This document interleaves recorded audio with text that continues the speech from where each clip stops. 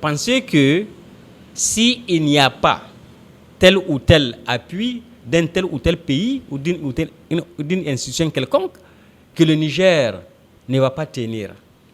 Alors, si on va dans le sens de ce que le Premier ministre a dit, ça veut dire que, sans même le coup d'État, on se réveille un jour, madame, on trouve que tous ces pays qui nous aident ont disparu de la terre. Dieu, dans sa puissance, les a fait disparaître. Mais le Niger existe. Alors, ça veut dire que sans ces pays qui ont disparu, donc qui nous aident budgétaires ou autre chose, ça veut dire que nous, dès qu'ils disparaissent, nous aussi nous disparaissons. C'est ce que ça veut dire. C'est qui est impossible. Parce qu'il y a le génie créateur de toute société, de tout être humain. Par rapport à une situation, quand vous êtes dans une situation, vous créez les conditions nécessaires pour que vous sortiez de cette situation-là. C'est Dieu qui vous a donné. Et c'est ce qui montre leur limite qu'eux, ils ne créent pas.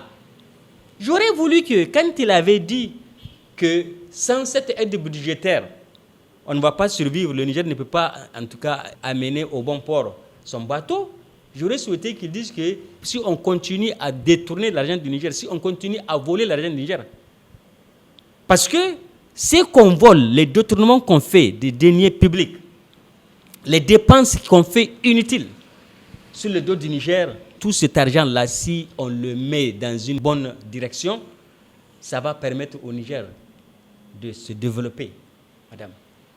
Et je paraphrase un des dirigeants du Niger, à l'occurrence le président Mohamed Issou, qui avait dit que le Niger est un pays riche, mais qui est mal géré. C'est une vérité. Le Niger est mal géré. Nous sommes riches. Comment un pays qui a de l'uranium, qui est un produit stratégique, un pays qui a du pétrole, que n'importe quel pays a cette envie d'en avoir, un pays qui a de l'or, un pays qui a du charbon, donc de l'énergie, un pays qui a la terre, qu'on va dire que ce pays ne peut pas se développer ou ne peut pas faire ceci, ne peut pas faire cela. Parce que ceux qui dirigent n'ont pas cette capacité de faire une vision. On a dit, gérer, c'est avoir une vision. Vous ne pouvez pas vous mettre sous le joug des impérialistes de la France, des Occidentaux, pour dire que sans eux, nous ne pouvons pas être quelque chose. Ça, c'est très grave. J'ai été écœuré.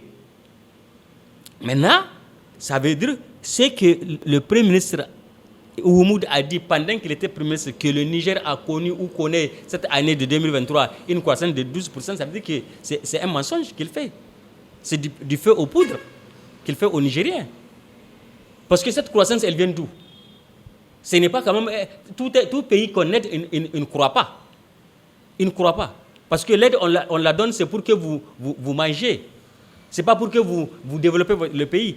On donne une aide budgétaire, c'est pour suppléer peut-être au salaire. L'État du Niger est incapable de payer les salaires, donc on lui donne une aide pour payer les salaires. Les salaires, quand on le paye, c'est pour manger.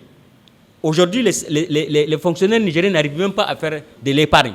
Parce que c'est à partir de l'épargne qu'on peut penser qu'on peut faire des investissements. Il n'y a pas d'épargne. Les gens consomment seulement. Alors la croissance, là, elle vient d'où? Ou elle est soutenue par quoi? Donc vous voyez, c'est très grave.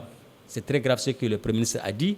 Et je pense que quand il va retourner dans son hôtel et dans sa chambre pour dormir et réfléchir un peu, il va voir que ce qu'il a dit est très grave et qu'il n'aurait dû pas dire cela.